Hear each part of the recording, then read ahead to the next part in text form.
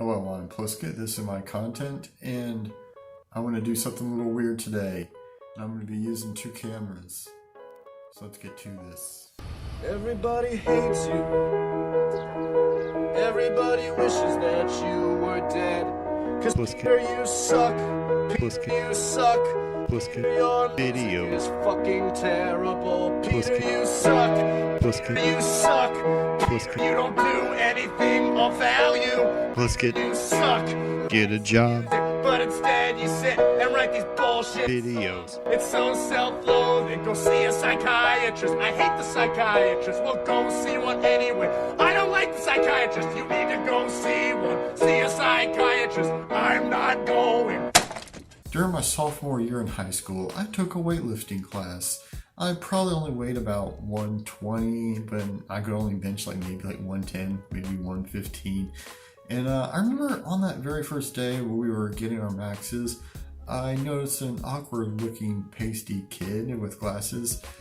His max was roughly about the same as mine, and as suggested by our coach, I asked if he wanted to partner up. Since we had the same max, it would make more sense for us to do the same routine together. And it wasn't long before we started talking, and we discovered that we both had a common interest in video games, specifically JRPGs, and as well as anime. As it turns out, his parents were big nerds, and with a big disposable income, resulted in a huge collection of anime and manga.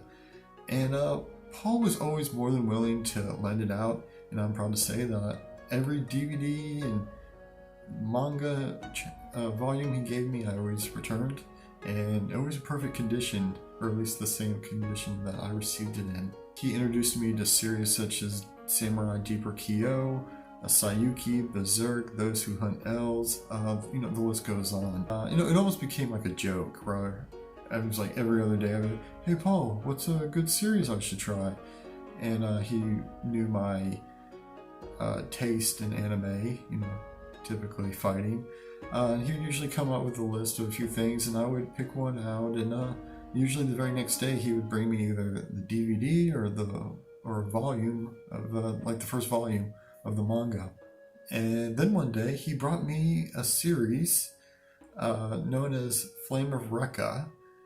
He actually brought me a VHS. Yeah, his parents had the hookup, so they had bootleg VHS, fan subtitled VHSs straight from Japan, and so that's how I watched the entire series. It was actually kind of cool because I still had a VCR in my room at the time. You might be wondering why I'm taking this trip down memory lane, and I'm not really sure. I guess I'm just trying to explain the process in which such a niche product was able to grow in a time before streaming and for YouTubers and people talking about all the series that you should watch or read. Or maybe I've just watched too many super eye patch wolf videos.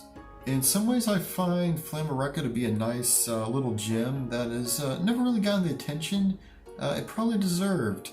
While at the same time, I do have to admit the series is a bit of a retread of old shonen tropes that been mastered and improved upon by series like Naruto and Bleach.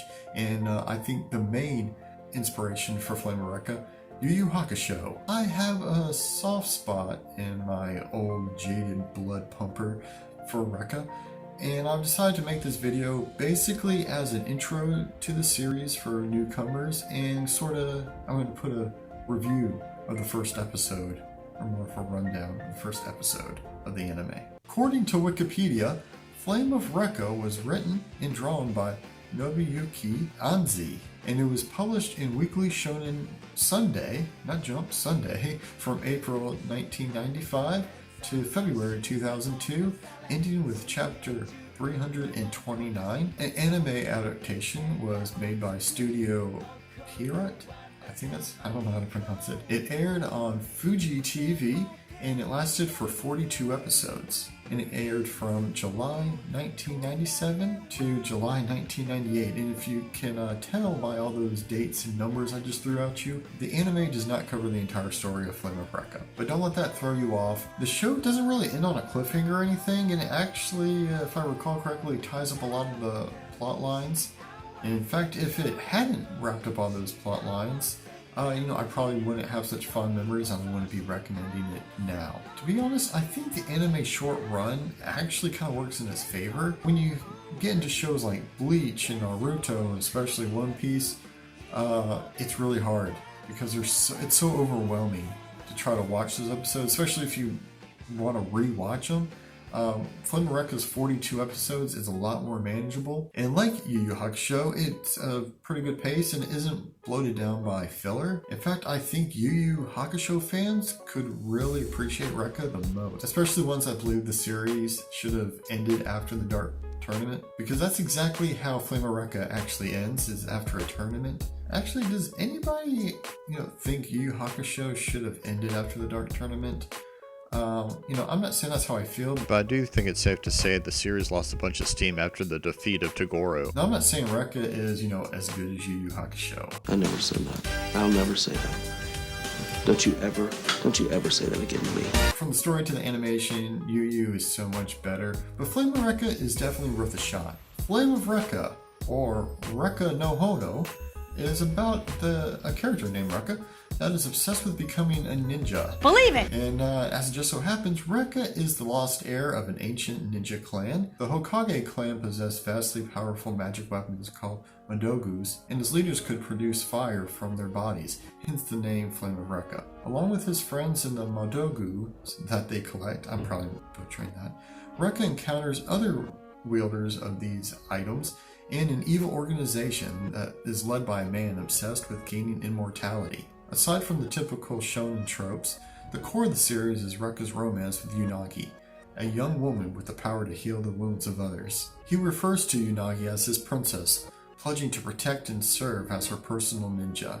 And when I say it's the core of the series, I don't really mean that it's like some kind of romance that's on par with another awesome anime called High Score Girl. Their relationship is more of a plot device that causes Rekka to act typical, damsel in distress stuff. But hey, it gets to the fighting, and that's what I'm here for. Which leads me to the next portion of this video, the fights. And I don't actually remember too much. It's been about 15 years since I've watched Flame of Recca, so I think it's I think it's better for me to just get to the review of the first episode. The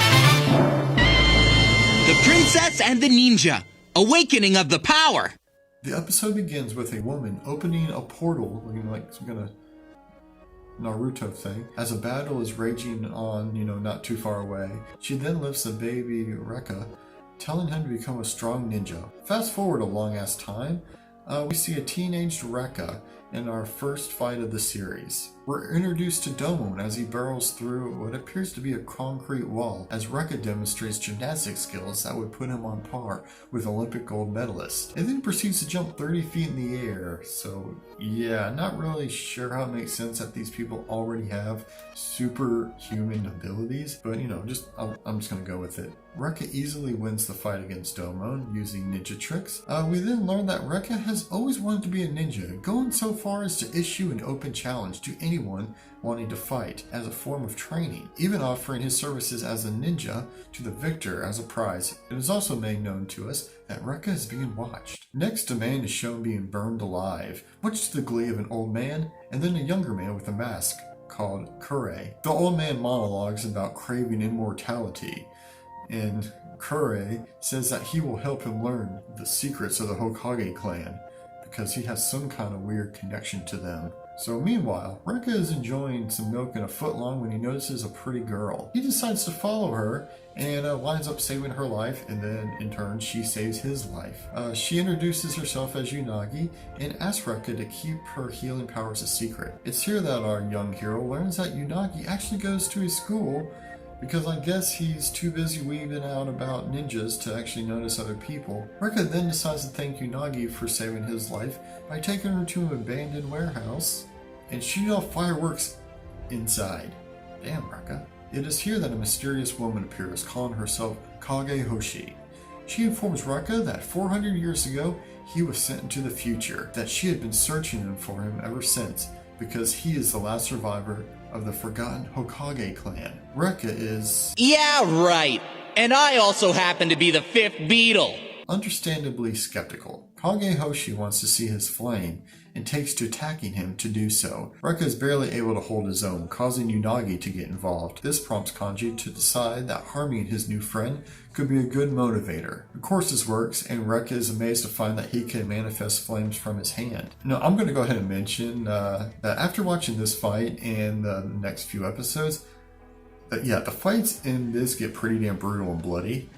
I probably shouldn't be letting my 9-year-old watch this, but whatever. Kanji was pleased by his flame, but taunted Rekka by saying he needs to be much stronger to defeat her before disappearing. Lastly, Rekka is shown carrying Unagi on his back.